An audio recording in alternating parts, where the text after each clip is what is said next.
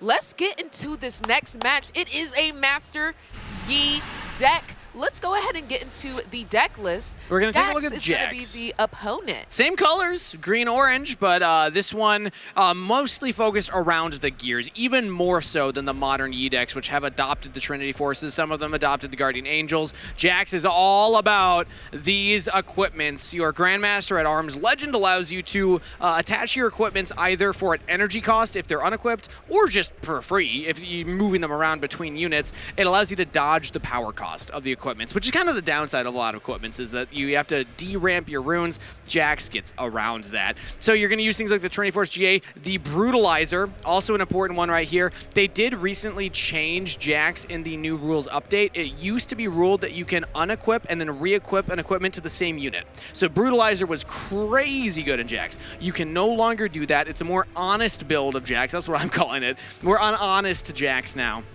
But you can still move the Brutalizer around, of course, and get really good value. And then things like the Doran's Blade and the Bone Shiver. Bone Shiver is one that we haven't seen a lot of, but Bone Shiver is one of the strongest equipments in the game in terms of just like raw power of what it does to Might. And then also when you conquer, you channel a Rune Exhausted. It helps you ramp and it makes you guys bigger. Very, very solid gear. Amazing. And another call out I want to do here is that Tiana Crown Guard. Yeah. We saw her earlier. She is a problem. When she's at a battlefield, opponents cannot score points. So I'm really excited to see this card come out to play. And when you pair that with Jax's signature spell, Counter Strike, that's when things get really goofy, because Tiana typically you want to pair with something that is going to keep her safe, but Counter Strike just does that on its own, because you choose a unit, the next time that unit would be dealt damage this turn, prevent it, and you draw a card. So if you have a Tiana at a battlefield and your opponent doesn't have enough things to push through the Tiana, you can always keep it alive through at least like a combat or a spell, and then prevent your opponent from scoring. This is a very interesting version. And then you pair that with the Ruin Runner. Tiana plus Ruin Runner mean that they're two of the best units that capitalize on Counter-Strike. Because like Ruin Runner, one of the best ways to deal with it is just attacking it. Counter-Strike protects that. Tiana, one of the best ways to deal with it is attacking it. Counter-Strike deals with that. Also, both of these units can get very big and are just kind of headaches to deal with. So, interesting build of Jax. Absolutely. I kind of want to point out... Oh, here to help, by the way. Oh. just noticed the one here to help. That's fun. Yes, no, I think it's such a fun and cute card because you get to make some units a little bit cheaper. Yeah, you hide this and then you play it, you get a unit for cheaper. That could be the Tiana, really mess your opponent Yes. up. But I want to take a look at the E deck that's on the other side of this, because it's the same colors, but I assume it'll be drastically different play style.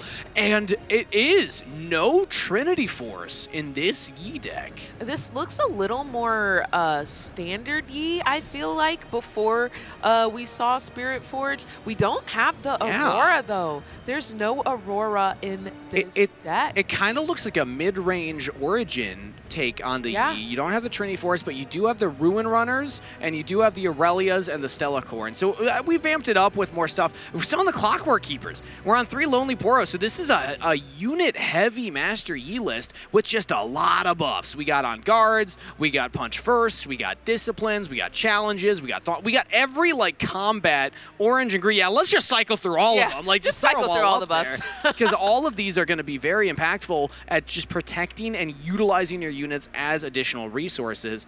But I have not seen a Yi deck quite like this in a while. Yes, no, this is definitely like origin, okay? But speaking of buffing, we also have that White Flame Protector. Yeah. That's going to be able to give a +8 might to another unit when it is played. But let's talk about protection. We've also got 2 Zhonya's in hand that can be used if something that we really like, we really think is precious, is about to die. One of the awkward things with Yi, and I've seen this in a lot of Yi decks that have kind of moved on from the Zhonya's, if they're running the Poros, is that your Zhonya's, you don't really get to choose. It's just the next time a unit would die, recall it instead. So if your opponent goes for like the Poro first, or like a Sand Soldier token, it's like, you didn't really care to protect that. So that's why I don't often see it in the lists that are running a lot of low might units. Instead, they're going for the GA, because then they can just put that on their Aurelia and put that on their Celacorn, like the things, or the Rune Runner, things that they know they want it on. You have to be a little more selective when you use the Zhonya's if this is the type of build of deck you have. 100%. And finally, There it is. Best orange card ever printed. yes, it cannot be chosen by enemy spells and abilities. So if you think that you're going to come in and do something to the Ruin Runner, you better do it just by might alone. But let's go ahead and get to this game. I want to see, versus this Master Yi, will this Jax be able to uphold and claim victory? The battle of the equipments. And one of the positives of this type of Master Yi build is that a lot of Thermo Beams are around, a lot of Akshans are around, a lot of gear hate is around. You're not on the gear. You're on 2 Zhonyas.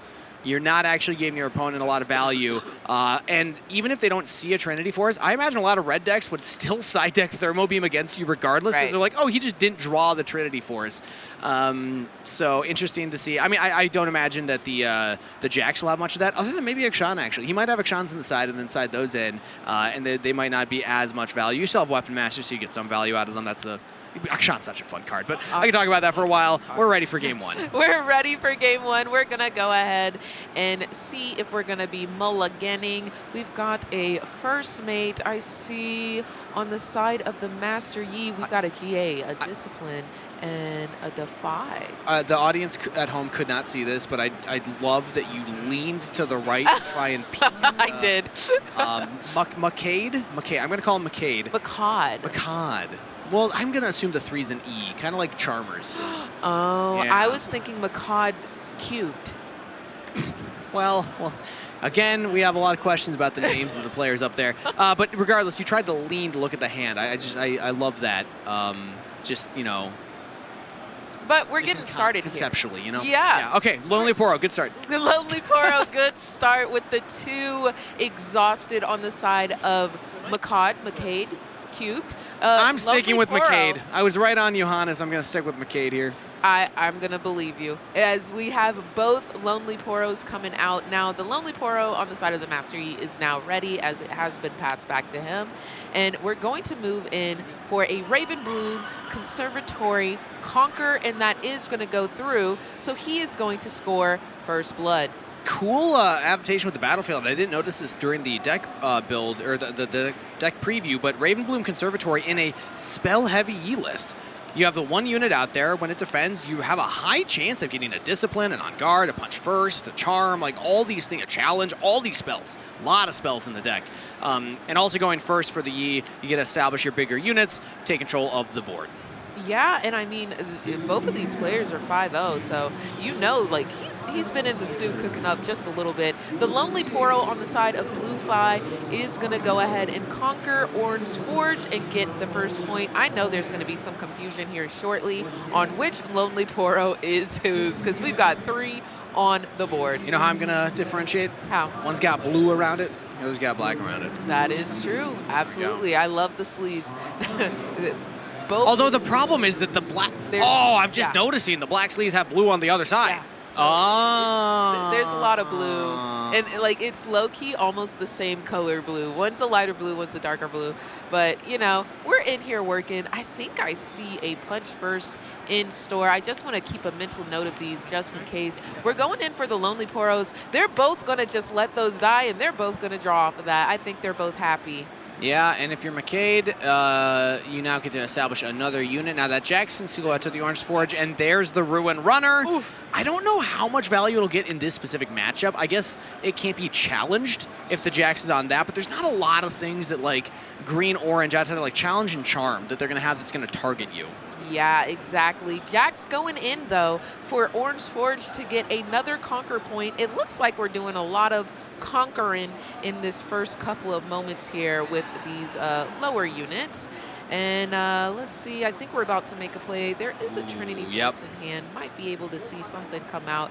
We are exhausting 3, and that Trinity Force, yes, is going to come out for the Jax, and we're passing turn. And the green Jax gives all of the equipment in your hand the quick equip, so that you can just equip them as you play the card. Yep. Really, really solid. And it's also costs only 3 because we're at Orange Forge. So if anyone's confused, like, hey, why do you only tap 3? Why is the Trinity Force equipped without, like, having to use the Jax Legend or recycling? This is just kind of what the deck's built to do. You have the battlefield to help you out, and you also have your Jax Unmatched course, giving the quick draw to all of your equipments in hand. Absolutely. I really appreciate that explanation because, yeah, there might be a lot of players at home who are a little bit newer to the game. And so we're here to help you out, friends. Jax is also not a popular deck. Exactly. Exactly. We haven't seen many. This is one of, I don't think I've played against any at all. Really? So, yeah. And I mean, I've been grinding games, y'all. I'm not just a newbie out here not doing nothing. So we're exhausting all of our runes here, and we're recycling too. Does that mean we're getting the boom white flame protector? +8 might is going on that ruin runner, and it is ready. So we are about to attack. And that's a 13 swinging in, so you're attacking a 7 Jax. Even a punch first is not enough to swing the math in favor of BlueFlygon. That is a gauntlet. But we have this. We have the counter strike, and y'all know it results in reverse order. So we're gonna see that ruin runner leave the. Yeah. So counter strike just means that your Jax doesn't take damage. The damage. Yeah, yes. but it didn't inflict enough damage to kill the Rune Runner, so what happens if an attacking unit and a defending unit are still at the same battlefield at the end of combat, the attacking units go back to base. Kind of like a stun or instances like this where you're protecting from damage. And a player that stuns is normally Leona, right? Like Yep, Leona's kind of the big one, Yeah. They'll probably print more, but currently Leona's the one that like really takes advantage of that. Think of Counter-Strike as like an opposite stun. I don't know if that makes sense, but we're going to go for the Doran's Blade, quick draw onto the Jax here, and still using that Orange Forge so it's even cheaper. Yeah, a lot of equipment, of course, and the challenge is coming out to play, and that white flame does get discarded here. That's big. That's a 9 might Jax. Challenging a white flame is a daunting task, but was able to get the Jax big enough and is still at the point, and the Trinity Force is scoring 2 points, so we're winning the race. BlueFlygon, it just wins by holding and doing nothing. If no more cards are played, the point race goes to the Jax player. So that means McCade is in the pressure seat. Like, if you're the one that's losing the race, you're the one pressured to cause the game state to change and actually push in for more. Absolutely. But there are a lot of cards in hand. I'm seeing a Charm. I'm seeing a Discipline. Maybe we're able to even punch for... Yeah, you can try and swing in. Another strat is to just charm the Jax back to base. That's often not used for charm. Typically, you pull things from base to a battlefield or move things between battlefields. But for Yi, you hold so much better than you attack. So sometimes you're just like, yeah, I'm just going to like charm you away and then take the battlefield. And then if you attack in, then I punch first and discipline, all these things. But it looks like we're floating 2 runes right now. We recycled both. And we are going for the punch first. Okay, so we're going to go in now. I love that, but I also do think you are explaining an underestimated and underrated strat. You can charm to base. You can move that unit anywhere. You can move it to another battlefield. You can move it back to base. It really doesn't matter. But this means that we kind of have to keep committing. So the punch first has gone through. We have a discipline in hand. Is that 2 disciplines? I can't tell. Oh, a challenge. A challenge. Oh, I like this. We're not in a combat phase. There's no action phase here. So BlueFlygon cannot use like his own punch first. He could, this is scary, he could use like a discipline, but then McCade has his own discipline. And quick draw. Coming out with that quick draw. Quick draw's reaction speed. So BlueFlygon's actually able to protect this Jax. I've never actually seen the Jax use quick draw in quite that method, but that will be a 3 bonus to it. So even if McCade disciplines here, now it's going to be a crash. It should be even 12 on 12 if my math is correct. At this point, I think that's something that you want to take if you are Makad, because you don't want to just lose this unit for no reason. Another quick draw. And the quick draw Another with one. the G. Hey, oh my, it hurts. And even at Orange Forge, like that first one he plays cheaper, but we have an On Guard, which will get us over the hump because GA is only +1. On Guard's +2, so I think that means that McCade does win that. GA will proc. This is the most insane thing I think I've ever seen. What a chain. Oh my gosh. And that's going to be the GA. Wow. We do keep everything else, okay? The GA is going to be the only thing that leaves the board here.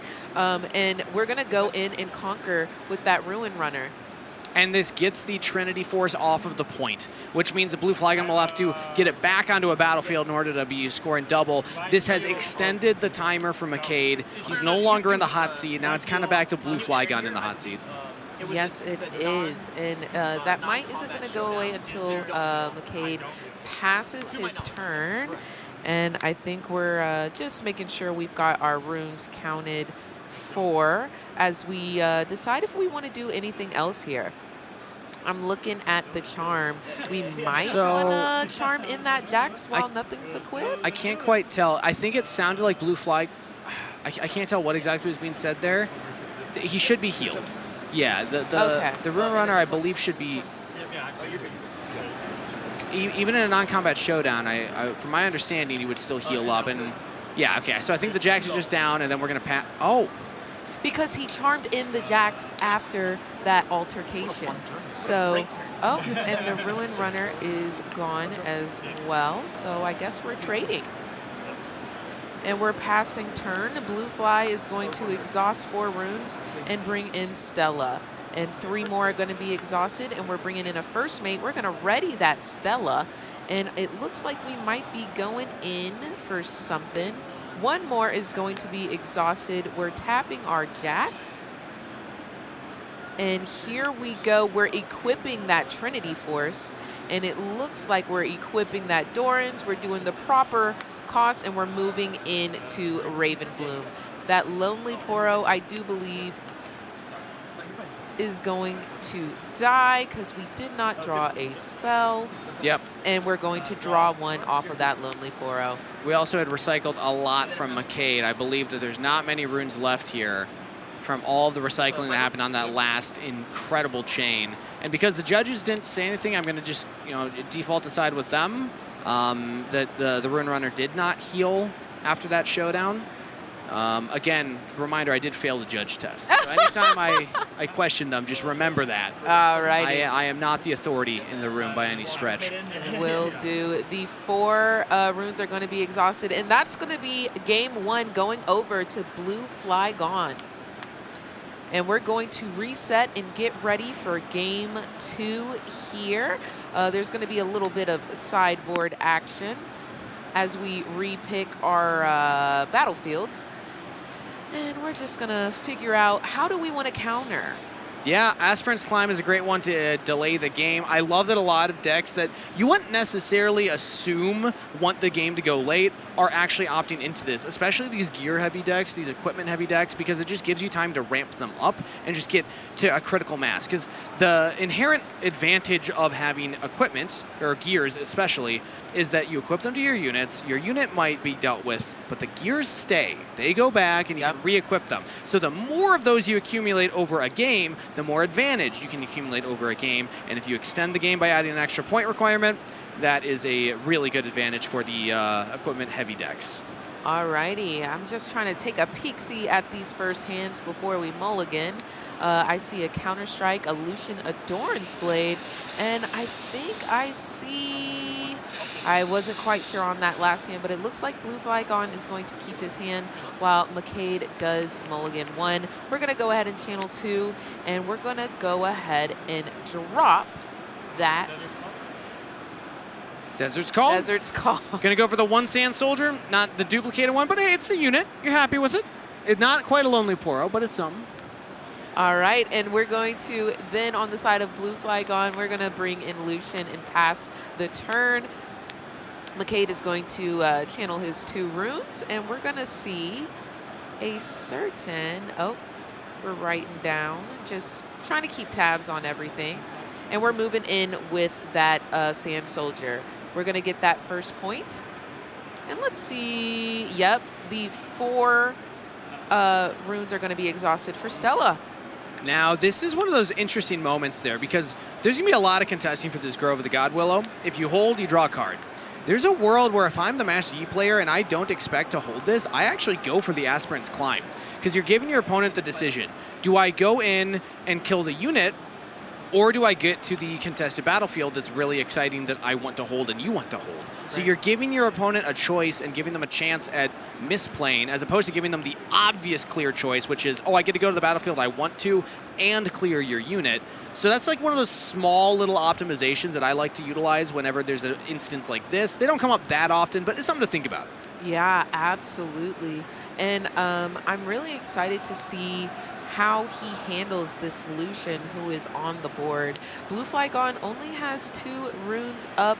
It looks like we're exhausting 4, recycling 2. Are we about to see an Auction steal away that Dorn's Blade? It might be. There it is. We sure are. Is that the theme song of Akshan? I think it should be. Yeah? Yeah. But can you, yeah? Yeah. It sounds almost copyright territory, but not quite. It's just distinct enough that I think you can get away with it. Either way, the Stealth Corner is going to go into the Aspirant's Climb, get a draw, and a point.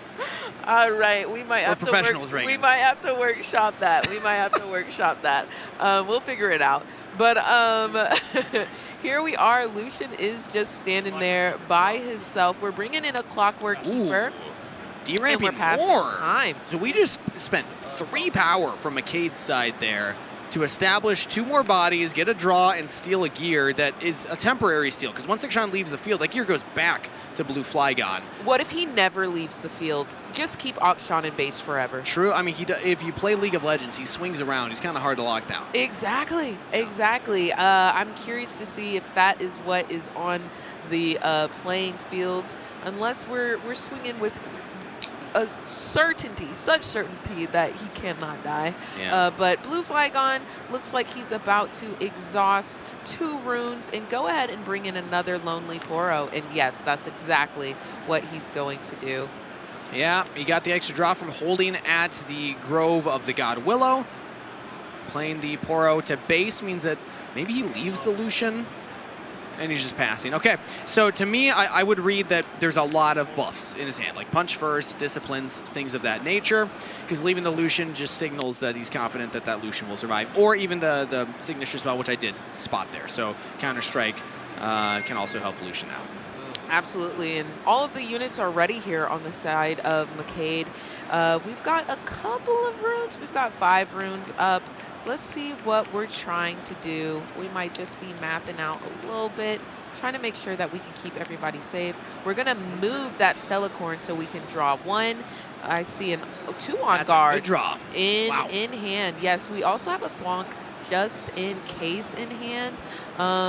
And I'm not sure about what else, but I think we're feeling pretty confident, pretty strong right now on the side of McCade. We're going to move that Auction in. I try and take this Grove of the God Willow. It's so much better and easier to defend for the Yi anyway, and you just don't want to give free draws to your opponent. Chew through their resources. You have enough resources yourself to probably beat through anyway. Like, this is going to be 6 attacking 3. Even the Punch First only gives 8 defending on 6. Your Discipline will crash it. You give back the gear, but then you can like retake the point again, and this makes a lot of sense to me. I think McCade's got the right line in his sights. Let's see what BlueFlygon has though, because how many? Oh, that's 2. That's 2 disciplines, but that's also 2 on guards on the side of McCade. I think we're trying to just get these cards out of his hands. It's the only way to do it. I think you'd have to double discipline, which means you don't have access to the Counter Strike anymore. You won't have enough runes for it, so just Counter Strike first, save the disciplines. Alrighty, and so that Auction is going to move back to base here. Now, that's only, Counter-Strike only defends the next time it would be dealt damage. So McCade can actually go in with his Clockwork Keeper with all these buffs in hand and try and still push through. Or this works too. JK, he's coming back. You thought he was done. He's swinging right back like he does in League of Legends. All because of that first mate. Really nice play there. It was a gotcha, but not even with what we thought it was. Yeah. And we're going to go over with the Clockworker on the other Aspirant's Climb and get another point. I think that was the game-deciding play right there. McCade just established such a lead. There's 1 Lonely Poro on BlueFlygon's side. He has a GA and a Trinity Force in hand, so we can get this Poro to 4, attacking with Disciplines on Akshan, but like still 2 runes up on McCade's side, and we know that he's got enough gas. Yes, honestly, that Lonely Poro is looking pretty lonely. He might be exhausting. Yeah. Living up to the name. Yeah. Oh, nope. Jax is coming out. Okay. We're recycling 1. and we've got 3 runes to play with. There is a Stella in hand, but unfortunately that costs 4, so he's going to pass that turn. Patient play. Yes, 2 points going over to McCade for holding both battlefields. And we're going to see what he wants to do with this. Now, at first I was like, oh, he didn't play the GA. Then I remembered quick draw. Jax gives all of your equipment in hand quick draw, so you can just do it when you get a reaction window from your opponent, unless McCade doesn't give him a reaction window, in which case that is going to be some wasted runes there on BlueFlygon's side. I think there's maybe an argument that you just play it onto the Jax right now, but let's see if McCade gives him one. He actually will move in, trigger the Cellcorn, draw a card. No reaction from BlueFlygon there. So still holding that reaction. All right, we're tapping 5, and we're going to end up playing Irelia to base. And then we're going to move Auction back. So we're really trying to play it safe here. Just make sure that we keep these units in hand because we just need 2 more points. Oh, not putting the pit rookie, or the, sorry, not pit rookie. I always get pit rookie and first mate confused. I don't know why. They're not even close to the same name. First mate, though. Surprised that McCade didn't put him out. He's still got the buffs in hand, and it forces BlueFlygon to at least commit resources to establish control over one of these battlefields. Absolutely. There's a lot of catch-up that has to be done here by BlueFlygon. There's a lot of units on the side of McCade that reconquering for this the next 2 might be kind of easy. There's Jax on the board, there's the Lonely Poro, and we know there's a Stella inside hand. Are we going to try and play that out to the field immediately? It almost feels like McCade is saving resources to do a really big Aurelia push, because she's going to be 5 might when she readies, and then if you use your buffs on her, she gets an additional +1 might every time you target her with something. So I mean, potentially that's the strategy here for McCade. It's like, nope, I have so many resources. He's so far behind, and it's Aspirant's Climb anyway, so it's not like I'm threatening to win on the next turn. Let's just conserve some resources, which, again, I like highlighting when players are patient and have patient play as opposed to going for the aggressive play. Absolutely. Which is typically, again, just my kind of default here. But, yeah, again, I do also want to highlight BlueFlygon did not get use out of those 3 runes that he had up on his last turn, so could have had a GA also on top of everything else. Either way, the Jax will go in and get a point. All right, it looks like we're going to start in buffing up some units here. So we're going to go ahead and discipline and bring in the counters to give the +2 to the Lonely Poro. We might be disciplining one more time. Beep, bop, boop. Oh, nope. We're bringing out the Trinity Force. We're going to equip that to the Lonely Poro and move in to try and take down the Stellacorn. It's interesting. If your plan was to put the equipment on anyway, you could try and maybe bait out like a On Guard or a Discipline from McCade. But now you're showing the 6 mites, and now McCade has information and knows what's required here. I guess I wouldn't have made that big of a deal because it's still going to be double On Guard here. Or was an On Guard already played? Oh, the +2 from defending for Yi. Of course, of course. Yes. Everybody always forgets about that. It's something that is commonly overlooked. But yes, because of the legend of Master Yi, a friendly unit that is at a battlefield alone defending gets +2 might automatically. Yeah. I need to go back and relearn Origins. No, man. I feel like, but that is so good on the side of Master Yi, and I feel like that's why he's been underestimated. He's because very, very of solid that legend. very nice legend, making these units a little bit tankier. That and Ari. Ari's also the one that just blindsides people. I always forget about Ari when I do my math attacking. I'm like, oh, right. No, I'm not that strong. But yeah, the Yi, of course, defends much harder than it attacks, so defending successfully feels great. You're at 7 points. You can score 1 more if you can take this Jax. Thank you. Thank you for reminding everyone what Ari does, in case you were confused. I have, lost many locals to this legend. Yes, and I think Auction is coming out again to grab that Trinity Force. Anytime I see 4 runes exhausted and 2 orange runes going away, I know my boy is coming out to play. He is absolutely fantastic at just taking all the gear. You thought you were going to have gear on the board. Why is all of your gear on the side of Master Yi? Yeah, those sleeves don't match. No, They're blue on the other side. Exactly, and that's why I love Akshan so much, because now that Jax is open for taking. So the Irelia is going to move in here. Oh, but you know, one thing about Jax, that quick draw, the GA is going to come back out. But we have an answer for that. And so McCade is going to on guard and choose that Irelia to give a little bit more might. I believe should be, oh, so choosing to give the +2. Let's see if the spell resolves, and it looks like it will. And now punch first. I like that McCade just passed Prio, though. That's crazy. You're tagging with a 5 Aurelia, pass Prio on the 5 Jack. Be like, you play something first. Yeah. Like, I'm not going to give you any information. I'm happy to crash this. I have enough units outside of that, but the punch first will be too much for McCade to get over. Yes, and we're just looking for the 1 point. We just want the 1 point, but we're going to move that Stellacorn back. We're going to draw one. We're dwindling down on resources. We've got 4 up on the side of McCade, looking to see, but BlueFlygon is out at this point. No more runes to play with. So we're going to first mate. We're going to ready. We're going to move that Stellacorn again to draw, and I see we just got that punch first. So it gets a little bit scarier here because 5 might can go on the board anywhere. Yeah, that Jax was still 11 might from the punch first earlier. So Akshan could have gone in and traded, but then you give back the Doran's Blade. Don't necessarily want to do that just to get through the GA. So BlueFlygon will at least get 1 more turn. McCade just needs 2 points to win. And that would, yeah, what a game 2 that would be. Yes, exactly. Let's see here. We've got all of our runes back up. We're shuffling through the cards, just trying to determine how do we want to tackle this beast that is the mighty units on the side of McCade. So we're exhausting 4 runes, and are we recycling 2 to take back some? Take them back. There's no way. Take them back, BlueFlygon.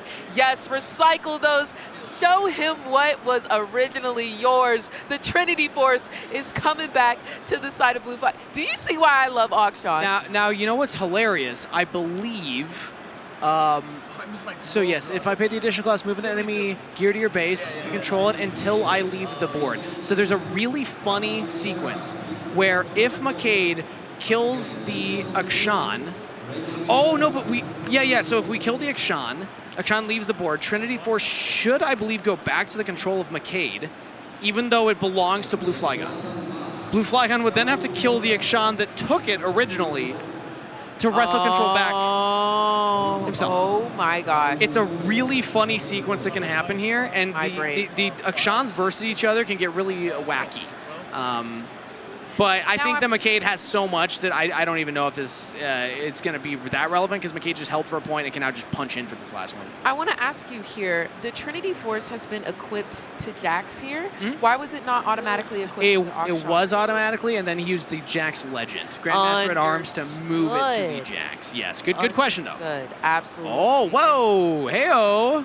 McCade, yeah, again, the patient play. He says, no, I'm not going to attack in tier, 6, 7, 8, that's 12 defending. I'm going to instead just go for the hold and make you come into me, because they don't have a lot of ganking options in Jax. Like, maybe you can move 1 back and then first mate to ready it, but that's not going to be hitting in for very much. This is actually a really smart move from McCade to just guarantee the win. Absolutely, and I want to remind the folks watching at home, Aspirant's Climb does make the game go 1 point longer, so that is not a typo on the board. It is 8 points. And yes, we're going to go ahead and charm into this mighty, mighty Aspirant's Climb. And we have to defy. What if we defy it? What if it never goes off at all? And so we're going to go ahead and make sure that Master Yi is on the board as well. We've got a lot of might over on Aspirant's Climb, and there's something that has to be done, or else he wins. BlueFlygon, big pressure in this game number 2. Did take game 1, so we'll go to a game 3 if McCade gets this 9th point. Let's see. I do see a first punch in, or punch first in hand. You know, it could go either way. I think, you know, honestly, it's kind of the same information. Whoa. Tiana, round guard. That'll do it. What? That'll do it. Uh-oh. So no more points Uh-oh. for Cade. You got something that you got to deal with, and it's Tiana Crown Oh. Guard. When this is at a battlefield, your opponent cannot score points. So you've got to deal with Tiana. You've got to deal with Tiana. All And right. she's got a GA on her. So you've got to deal with Tiana dose times. Unless you have a third auction in here, baby, it's about to get rough. I'm gonna walk it back. Walk it back. I'm gonna say, McCade, I'm on your side. I did not read the Tiana either. Yeah. That is the one punish for this decision. You're saying, okay, you're not gonna be able to move around and get me off at this point. BlueFlygon doesn't have to. No. Tiana prevents McCade from scoring, and BlueFlygon will hold for 2 more points with this Trinity Force to 8. But that's not going to be enough to win either. So McCade does have kind of 2 turns to figure this out. But if you move stuff back to base to then threaten the Tiana on the next turn, that gives BlueFlygon an easier point to go and contest then. I still think McCade's in a good spot here overall, because just like the way that the timing of these turns is going to work out and how we can move stuff around. And also challenge will be great here too. So we're going to go ahead and try and get rid of this GA, and we're going to move Tiana back to base. And so she's not at a battlefield right now. Nope, you can't now score. Yep. But do we have enough? I mean, you're going to have to really buff up the Stellacorn to punch through. 7 plus 4 is 11. That one was a little slower. I'm slowing down on the math today. 11 holding right now. There are 2 punch firsts in hand. I do. No! Yes, he does have the 2 punch firsts, and that is going to be the game. Okay. Well, that was exciting. That was. Honestly, these are 2 really big, mighty, just like decks in general. These punch firsts can really turn the tides on both sides. I love how they're laughing too. This is some great sportsmanship on stage right now. They know that was crazy. They know those last couple of turns, like the Tiana coming out, the 2 punch first, back to back to back. Come on, the auctions coming out, stealing the Dorans, stealing the Trinity Force, stealing it again. It was stolen back. Yeah, it was a lot of back and forth. Give me back my Trinity Force. Exactly. Yeah, McCade, I mean, he was joking, like, yeah, the Tiana was crazy, and then BlueFlygon, I think I heard him say, like, yeah, that's won me a lot of matches. Like, just people don't expect it coming down, and I gotta say, I would not expect that either in the Jax build. You expected an Ornn, you expected an Ahri, don't necessarily expect it in Jax. And I see why he has it. Yeah, I can see how it can win him some games, because that was an absolutely stellar play. Probably made McCade a little bit scared there. But we're getting into game number 3. Now, this is the game-deciding match. Both BlueFlygon and McCade have scored 1 match point.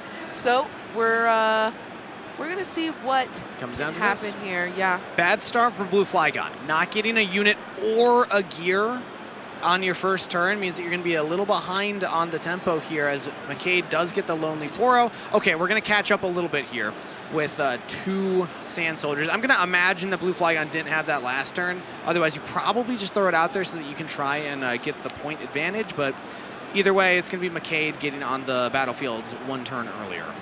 Absolutely. So the Lonely Poro is going to go ahead and move into the Sunken Temple. And we're going to go ahead and score first blood here for McCade. And we've got 5 runes to play with. So we're going to exhaust 3. And yes, the first mate is going to come out. And we're going to go ahead and ready the Lonely Poro and pass our turn to BlueFlygon. Okay. So I guess McCade's hand, I can't quite see what's in there, but he just wants another unit on the field. Also, crucially, a unit that can test a singular Sand Soldier. So BlueFlygon's going to have to commit both of these or have like other buffs. I do see some in hand that are going to be answers. Also, multiple first mates of his own. Notably not Pit Crew. Not Pit Rookie, for sure. I don't think he has any Pit Rookies. I do see how you could think it's a Pit Rookie, because it is orange. It is a lower height No, unit. wait, you got it. You found the bridge. Yeah. Because Pit Crew is the blue unit. Yeah. Pit Rookie is that one. Yeah. There's a line. Wait, Reagan, you solved my brain. Yeah. That's why. I don't know why that connects I'm with my actually a pro brain. Riftbound player. I don't know if you could... Are you a psychologist? By chance? Yes. Okay. Yes, I am. I feel like this is a breakthrough for me. You can ask my roommate, Sam. He's like, I call these things the wrong thing all the time. Yeah. And I think I just found the link. Yep. Okay. Well, what did I miss in the game? I feel like I just went on a self-discovery tangent. Out. There was 4 runes, or 5 runes exhausted and 1 recycled to bring out Jax to come to play. So we've got 3 units on the side of BlueFlygon, but it is now time for McCade to go ahead and move that first mate in to score a 3rd point. Yeah, BlueFlygon not committing the Sand Soldiers out, would rather keep the units than sacrifice them to like a Discipline or something. So if you're establishing the Jax, that means you will not be able to defend it with your own spells. I did see a Defy in hand though, so yeah, BlueFlygon, again, very patient play right there. That's one of those moments that differentiates the 5-0s from the rest of the field. You know, like, there's a reason BlueFlygon is undefeated right now. Clearly understands his deck and understands the matchups. But those are the types of decisions that I think are, like, really interesting to analyze and break down. And boom, it does not matter right now. Charm is going to go ahead and come out as he's going to try and charm in I believe the Sand Soldier. I'm not sure if he tried to charm the Jax into the first mate, but we're going to go ahead and see that Defy. So we're not even going to see it come to fruition here. So that's going to resolve. That's not going to go off. I do see on the side of McCade, I'm really trying to take a peek at that hand. Did I see an auction? Did I see a punch first? I think I did. I think I see a punch first, yes. I really feel like that's a auction, so we might be saving Now I'm that. doing it. Now I'm right to try and peek into the hand. We might be seeing that auction once we finally get the gear on the board, so we're probably saving that. So we're going to pass over, and BlueFlygon is going to start his turn by channeling those 2 runes per usual, drawing for turn, and we're going to move the Jax in for the Lonely Poro. Yep, that's going to be 5 on the 4 defending, which means that McCade will have to do something if he wants to keep this alive. And he is. He's going to go ahead and exhaust 2 runes to discipline the Lonely Poro. Now, because it is defending alone, it does get that additional +2. And so the discipline is going to come out as well for the Jax. So Jax is sitting at 7 might, while the Poro is sitting at 6. On guard, coming out on the side of McCade. So we're going to get... Oh, Lord have mercy. Another Defy. This is the craziest sequence. We're here to game. Yes, we are. The Defy is actually going to stop that on guard. So the Lonely Poro, after using all of those resources, might just have to die here. Is there anything left to do? I imagine not, but keep in mind, McCade will get a draw off of this and still holds the other point and is still ahead by 2 points once BlueFlygon conquers. No way he punches first for Lonely Poro. Okay, all right. So we still get value, like you said. We get value out of that, and we just drew a Stella. So that's still pretty good. Nice. Trade your little Lonely Poro for a Stella. I think we can take that. It's most effective with another first mate, but again, BlueFlygon passes, saving the units, not chewing through his own resources on the back row. But that is 2 turns in a row where I really do feel like maybe, well, okay, at this point it is 4 attacking in on 5 defending, so you'd have to use your own cards in hand to try and punch through that, but yeah, BlueFlygon, very, very patient player. All right, I saw the 4 exhausted, and I was like, no way he auctions. Correct, because Stella is going to come out to play. When she moves, you get to draw 1, so this is a very, very good card, especially right now. We want to just get more cards on the side of McCade, and we are going to pass our turn. BlueFlygon is going to go ahead and ready channel and draw. And again, it's coming down to one of those concepts that I had talked about earlier on stream, that just because your opponent has an out doesn't mean that you can deal with it. Sometimes you just got to chew through the out. Now, that would be an expensive chew for BlueFlygon. Like, if he sends in the 2 Sand Soldiers and they trade punch first and you lose 2 Sand Soldiers, you're basically trading down 3 for 1 because you're losing 2 of your units plus a spell. But eventually, you will have to get out there. You're not going to win this game by holding 1 point unless you get, like, maybe 2 Trinity Forces or something. But it looks like he's just going to be using the Jax. He's even giving another battlefield to McCade if he doesn't reinforce that. Oh, okay. No, we're gonna get in. We're starting the aggression. I have to imagine. Yes, the first mate is going to allow him to go ahead and re-ready that Jax, and going ahead and counter-striking to make sure that damage is going to be prevented. So this means that they would crash. It's 5 attacking 5. Jax won't take the damage. Let's see if McCade wants to do anything.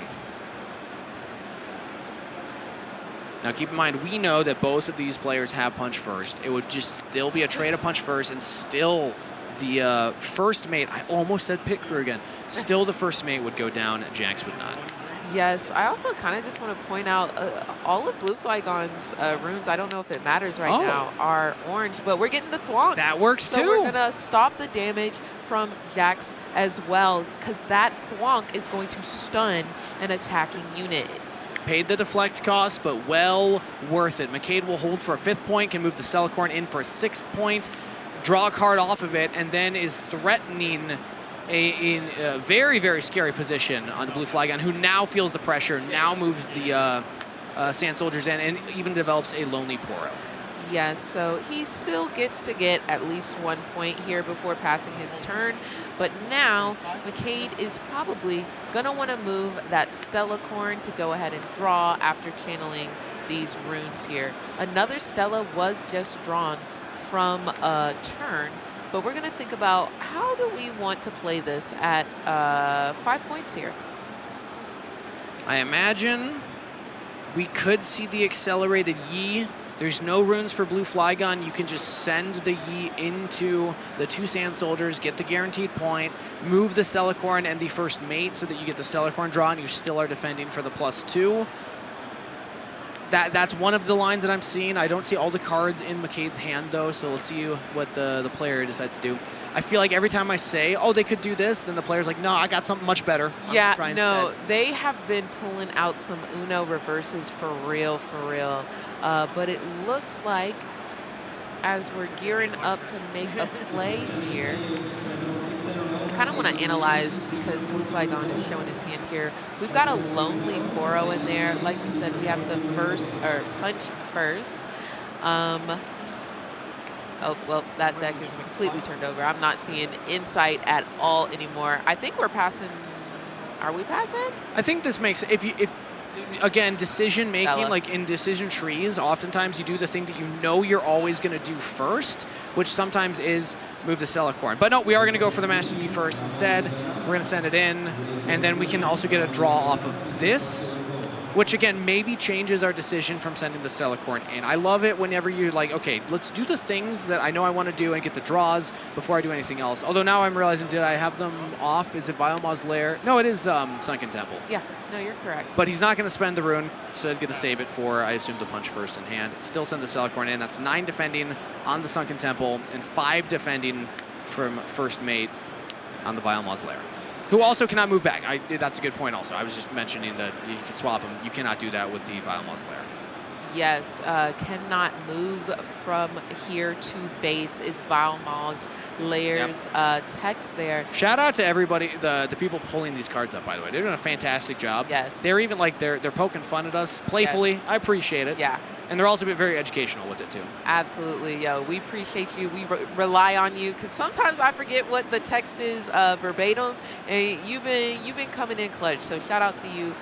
Truly appreciate you. As we see that BlueFlygon is going to go ahead and bring out a key A. I was just going to say we need a card they can show to acknowledge a sauce, and they showed one. No, all right. That is so cute. We got a lot of combat going on, though, here. This is what, 6, 8. I skipped one of those numbers intentionally, and then 11. Ooh. 11 might attacking in on 9 currently.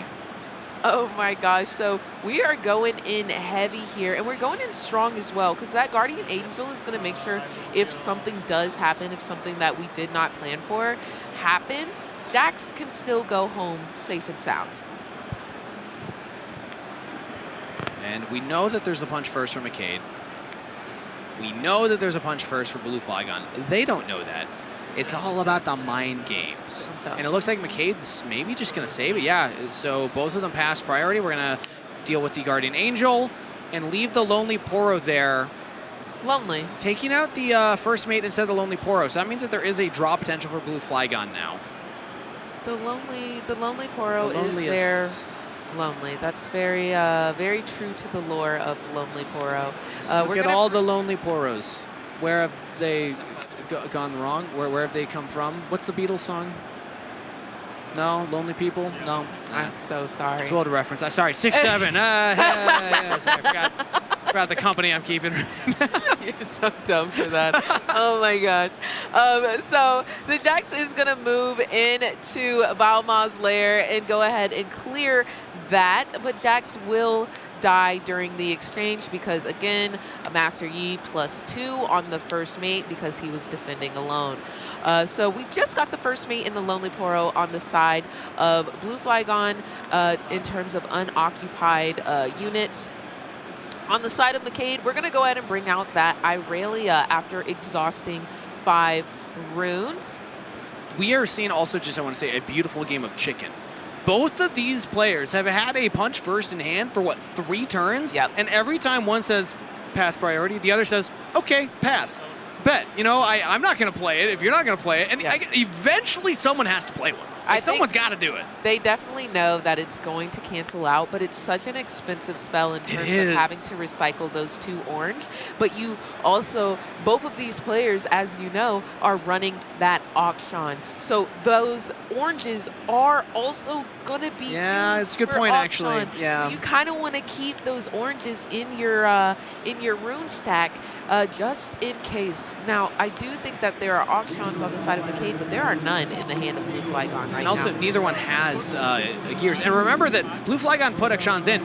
McCade does not play any equipment save for 2 Zonias in deck. This is a spell-heavy Master Yi deck, not an equipment. He didn't even have a Trinity Force main deck. So I think there's a really good chance that BlueFlygon, he only got value out of his Akshan because McCade stole the Trinity Force with his Akshan. Exactly. So if BlueFlygon doesn't play an equipment, I don't think he's ever going to get advantage from his own Akshan because McCade's not going to play an equipment either. Exactly. But, you know, BlueFlygon kind of in the power position right now. The Lonely Poros are holding it down on both battlefields, but once we pass over, okay, we're getting good intel on this hand right now. We got the Stella punch first and a Defy. That is, and the Ruin Runner might It hasn't hit yet. Chess rules. He hasn't let go. Bow. Ah, okay, there it And is. just like that, it can no longer be chosen by enemy spells and abilities up there on Sunken Temple. And that is more notable for the Master Yi because we're talking about like orange, green, not having that many spells that will target. McCade has been playing a lot of the charms and the challenges. And doesn't have the equipments to help hit over the Rune Runner, which is typically the way that you deal with it. So McCade's going to maybe need like a, I don't know, I guess a Tasty Fey Folk. I think we saw one of those. I don't remember exactly what units he had that can go in accelerated. Aurelia actually on field is probably the best target for it, to just go in and start swinging. Absolutely, and we moved that first mate in just to do a little bit of reinforcement on the Lonely Poro over at Valma, but now that it's there, it cannot move. It cannot move from there to base, so if you want to go over there, you're going to have to pay the price. No more Lonely Poros, they got buddies. They got buddies, and I love to see it, but it looks like McCade just drew a Ruin Runner of his own. Will it come out to play is what I want to find out. McCade's got more time to play with because BlueFlygon needs 2 turns to win. You hold 2 points even if McCade does nothing, but that's not enough. You need 1 more after that. McCade is the one that has the option to win the game in 1 turn. And with how much he's been conserving resources, I have to imagine that is the game plan. It's like, I'm not going to use the punch first until it is absolutely necessary to find the win. This Aurelia has 1 bonus might. It's 4 base plus 1 for readying at the start of the turn. It'll gain an additional 1 might anytime it's targeted. And a lot of the Master Yi spells do target that. I think he's ready. I think he's ready to use it. I think we're going to see it here. The Irelia is going to go over to Vile Maz with Boop Bop Beat Bop Bow. Okay. Stella Corn. So now you don't have to use a buff spell on the Aurelia. Yeah, that's... You can just pass priority if you want to. I still think it's probably worth it to do so because you'd rather the Celicorn die here than the Aurelia because Aurelia will just be so hard for BlueFlygon to punch through. But again, I just want to keep reminding people I've been wrong like 5 times this series alone because these guys just keep doing stuff. Okay, here we go. And there it is. We finally played it. Everyone take a sigh of relief. And you know, that's what BlueFlygon is going to have to respond with. He's going to have to respond. Oh, and JK, we're just going to let that resolve. BlueFlygon is still playing chicken with it. He's like, nah, I'm committed. Absolutely. I'm going to win this game without a punch first. No, he's going to have to use it at some point, but it's going to be uncontested. I think that's the hope here, is that now you've seen the punch first. Actually, how many have we seen from McCade? Is that 2? The game's gone on for a while now. Yeah, I remember they were putting them down last game, so it's kind of fuzzy for me, not going to lie. Clockwork Keeper is going to come out to base right now as we are going to exhaust 4 runes. Oh, probably 6 Ruin Runner, I imagine. Ruin Runner to Vilemaz, I think, or just back to base. Okay. Yep. Yeah, so now we have the option to hit in twice, and BlueFlygon still cannot win on this next turn. BlueFlygon will minimum need 2 turns to win. McCade now can either hold or conquer twice on his turn. Yes, indeedy. And we're going to go ahead and channel those 2 runes and draw for turn. We've got, that's GG. I love to see it. They're just like, oh man, I wasn't getting the cards that I needed. But McCade is going to go ahead and be victorious here. Yeah, and it did come down to the differential of the punch first, because the Aurelia gets a bonus 1 might when you target her with punch first, meaning that you will always win the punch first battles. I was honestly feeling a little bit of anxiety. Every time they just did not punch first, I was like, when is it going to happen? When is it going to happen? Yeah. McCade showed, do it when you know you're going to win the fight. And he did just that. Great reserved play from McCade. Incredible patience and a well-deserved win. Absolutely, but honestly, I just think that that game was so much fun to watch in a sense of like, there was so much back and forth, and the players are smiling there afterwards, so it felt like they also knew that they were just playing amazing Riftbound. Yeah, and they were both XO. At that point, they were 5-0, so McCade's now 6-0, but his opponent still 5-1, very respectable score. And a Jax. I mean, like, this is really not one of the more popular Legends to be playing right now. It was not on a lot of people's radars. And the Tiana tech in the main deck was very exciting to see. It didn't quite get him across the finish line, but it was close. Yeah, no, and I think it's really interesting because speaking about the Jax, a lot of people do count out Jax. Yeah, I've heard so much yip yap in these streets talking about Jax is not good. He's 5-0, well, 5-1, but honestly, he's been putting it down. Obviously, the tech that he has is cooking, so there's possibility that this man can actually do something. That is the beauty of a game like Riftbound, is that you can play your favorite unit or just a unit that not many other people are playing to make deep runs, prove people wrong, and go for that best of metal card. But I'm hearing that we have an interview ready with McCade. I want to hear his thoughts on saving that punch first for as long as he did. Thanks so much for tossing that over. Incredible game that we got to witness, and an incredible battle of the calm and body domains. And I've got the winner of that battle right here, Mukade. Congratulations. And first and foremost, 6-0 now. You've officially locked in for day 2, no matter what happens in these next 2 rounds. How does that feel? That feels great. This is my first major tournament, so it's nice to be 6-0. Yeah, I mean, and you did such an incredible performance. You played an incredible game or match altogether. Game 1, obviously a little rough. Giant Jax, couldn't really deal with it. But I think games 2 and 3, you really proved why maybe Master Yi is still kind of the winner of those domains right now, because your list is really, really interesting. Our casters kind of talked about it. We were kind of talking about it beforehand, but you're not playing things like Trinity Force that we saw a little have success in Leo last week. You instead have a huge spell and sort of buff focus, which is similar to how this deck played in Origins a little, but it really worked out for you. You both get to play these cards like Akshan, and you get to win off of them, and they're over here just having to steal back the equipment that they have. Why that decision? So I played in the pre-regional yesterday. Yeah. And I went 4-2. I was playing two Trinity Forces. A lot of the Dravens and Peripheral decks have started to tech in a lot of factory recall that returns the gear to your hand. I can't be spending 4 runes and a power on a Trinity Force to have it 1 energy to return it to my hand and then having to replay it. So because they were all teched for probably the Azir matchup that won last week, and the Ys that also did well last week, I decided that Trinity Force was losing me more games than it was winning me games. So I took them out for 2 challenges last night. Wow, and the challenges came in clutch, especially that Tiana that came down game 2. We all went like, oh my goodness. you did this in great play. You loaded up the one battlefield, and then you had the answer to it. You ended up winning it, and then taking us to game 3. But that insight is so amazing because you've literally proved it, literally today. You went 4-2 yesterday in the pre-regional, adapted, made changes, and 6 rounds later, the same amount of games you played, you're already doing better and undefeated. So, Mukade, incredible match, incredible game, but your day isn't over yet. What are you trying to avoid? What are you trying to avoid for these last 2 rounds here, and maybe end the day 8-0? Draven. Okay. It's not unwinnable, but I think it is favored into him. All of his cards are just better than my cards.